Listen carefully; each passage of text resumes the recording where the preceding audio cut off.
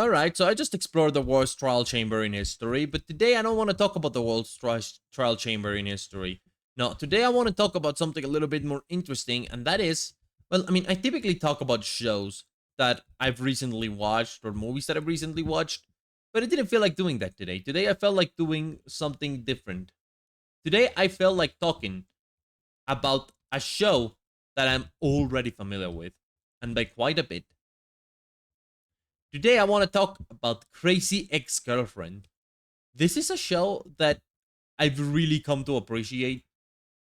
Like, I really like Crazy Ex Girlfriend as a show, and it's an old show. Like for the most part, I watched it like 4 or 5 years ago. But one thing that's certain about the show is that there is no show that's more iconic to me than it. There just isn't. It's like it's such an iconic show for many reasons. But a lot of those reasons are mostly just how well it's done, its portrayal of mental health, its characters. It's just one of those shows that kind of works in a way that's somewhat impressive and I really appreciate. So basically it's about this lady and she was working hard at her New York job and it was making dough but it made her blue. So one day she was crying a lot and so she decided to mow. Okay, jokes aside, though the show is about that, it is really about this lady who, she's like having her successful career, but she's not happy. She has BPD, and so she's like trying to figure out how to be happy. Now she doesn't know she has the BPD, of course, and so the entire show revolves around her finding like her high school crush and going like, "Yep, this is a good reason to leave everything I've done in life behind and just fuck off to a town in the middle of nowhere to stalk this guy." I'm gonna say it's a show that I didn't like initially. Like the first season of the show just did not work for me. I think they made Rebecca, the protagonist, way too mean, and she's actually creepy. Like the joke of "oh, she's a crazy ass girlfriend" is played almost straight to the point where you don't expect this to be the one show that after a few episodes goes, by the way, calling an ex-girlfriend crazy is like a shitty stereotype because you don't know what the fuck's going on with her. And it's like, wait, that's the show that brings it up? The show that later has an arc where a male character appears and does basically the same shit the protagonist does. And because the guy's a guy and not a girl, like immediately everything seems more creepy and less quirky.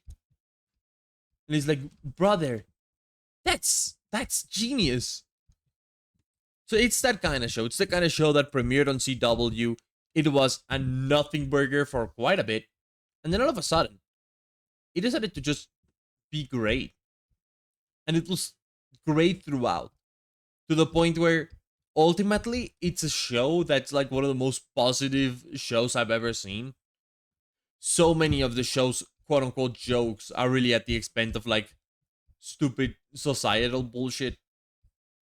They really are just making fun of that. And it works so well. Look at that sheep eating grass. Look at that sheep. Look at that sheepo. Who's a good sheep? You are. You are. I don't have my things to shear you. Damn it. Sorry for that. No shearing for you today.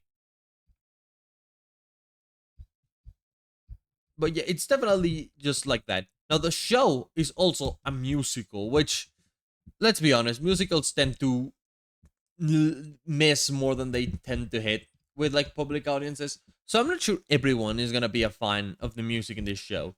Not to mention, most of the music in the show is a direct parody of something, right? Like one of the songs in the show is called "We Tap That Ass," and it's just a parody of the Mickey Mouse Clubhouse theme. But it's like the two exes of the protagonist going like, "We tap that ass all over this house," and they're jolly about it. And of course, you gotta understand most of it is from the perspective of the protagonist. Like her boyfriends, well, her exes aren't actually there. They are not at the moment harassing her by telling her, haha, you had sex with us. No, no, no, that's not the situation. It's more of the situation where she's like imagining and remembering like her life. And that's what happens. Hold on, give me a moment.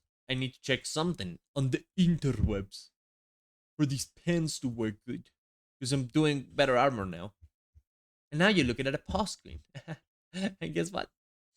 I don't care. I don't care that you're looking at a pause screen. Alright. You're not looking at a pause screen anymore.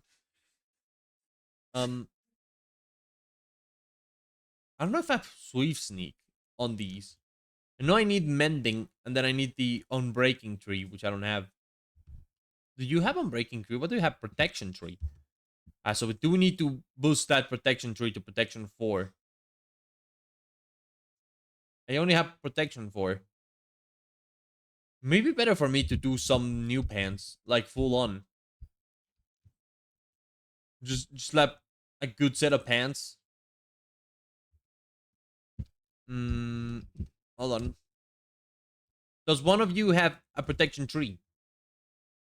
You have Protection 2. You have Projectile Protection. Unbreaking Tree. Well, I mean, that's a start.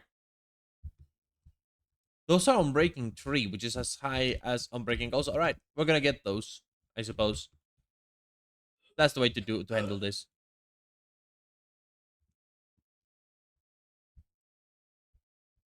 Alright. As I was saying, Crazy Ex-Girlfriend. Fantastic show.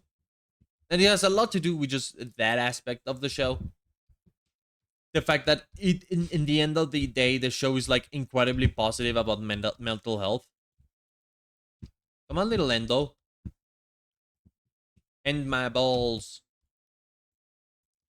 Do I have looting on this sword yet? Yes. That's why I got the grass block. The grass block. The grass block. I don't need it.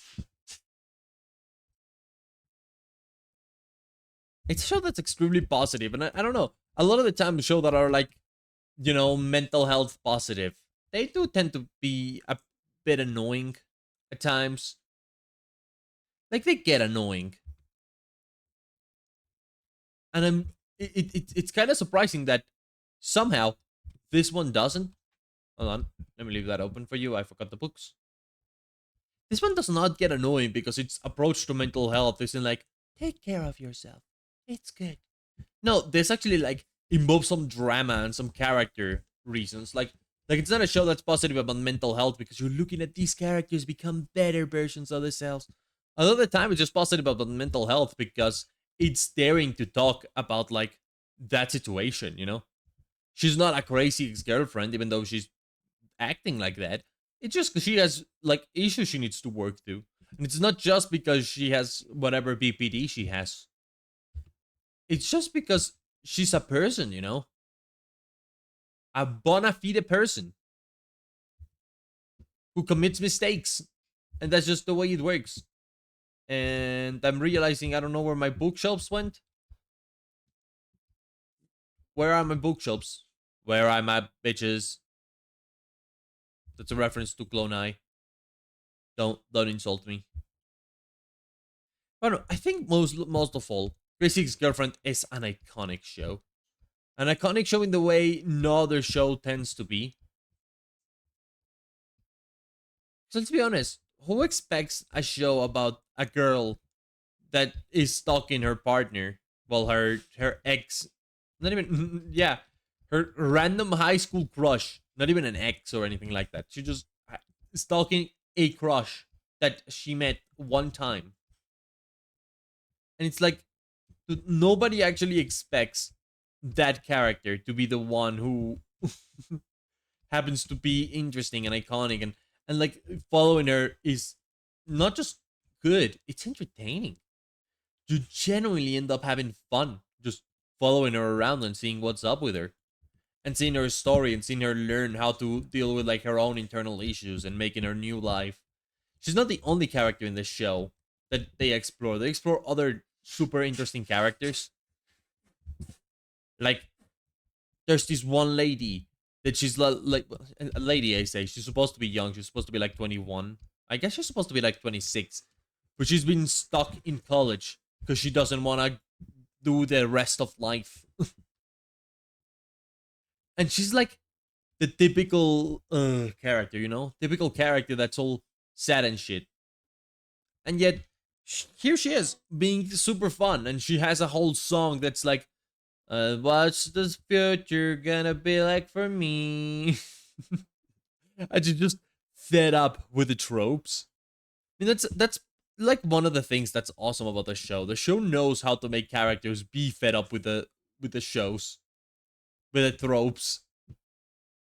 It's just interesting when they do that. All right, I got a pretty spiffy pair of pants. I don't know where the Swift sneak is. I would need Swift sneak, but I don't really care about it that much. Protection 2, Feather Falling 2. Hold on. Don't one of these villagers have these boots already? I mean, these boots taken by one of these? No. Yeah. Oh, but it's Predictor Protection Tree. This has Protection Tree, Feather Falling Tree. So I probably will need to make a new set of boots because those are not that upgradable.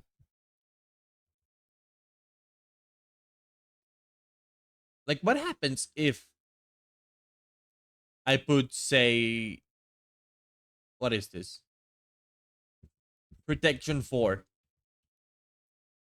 My chestplate already has protection 4. Wow, this chestplate also already done.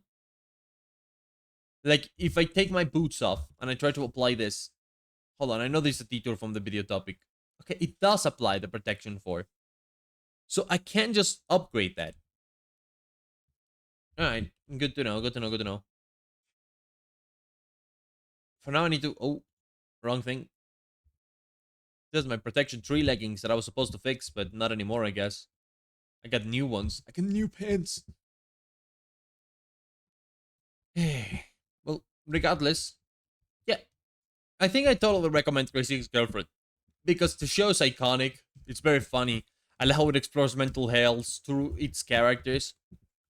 Mental health, the multiple mental health, not the single one that exists. There's a multiple of it, and I would continue to yap on about it, but I don't know what to do next. So, so I guess I just end the video there, not knowing what to do next with this world. Actually, I guess I could take a moment to say that. Yeah, I don't know what to do next with this world. Like, I have ideas, but I don't know what to do next. I mean, let's go look at the mood board. We did go through the trial chamber. That was awesome, even though the trial chamber was ass. Probably that has got to be the worst trial chamber I've ever seen. If you haven't seen it, look at the prior video. It should be titled something like. Actually, I don't know. I don't know what the video is titled. I thought it would be titled something like "I hate this image," but I don't know how that works. I don't know how that works because I don't know how that video is gonna look like in a minute. There's a few things I could do. I've been experimenting in my creative world to make. I saw this a blaze farm using spear pokers. Those seem interesting, but blazes don't really release their shit unless killed by a player. So I'm trying to figure out if there's a way to make it count as if the player killed them without using a dog.